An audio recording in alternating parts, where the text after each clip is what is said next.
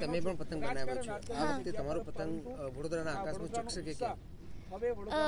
એવું શક્ય લાગી તો નથી રહ્યું, પણ મારી વિનંતી છે વડોદરાના ટુરિઝમને અને ગુજરાત ટુરિઝમને કે આ એક સારો ઇવેન્ટ જે તમે ચલાવી રહ્યા હતા આટલા વખતથી, એ તમારે કન્ટિન્યુ રાખવું જોઈએ, તો મારા જેવા બીજા ઉત્સાહીઓ પણ લાભ લઈ શકે.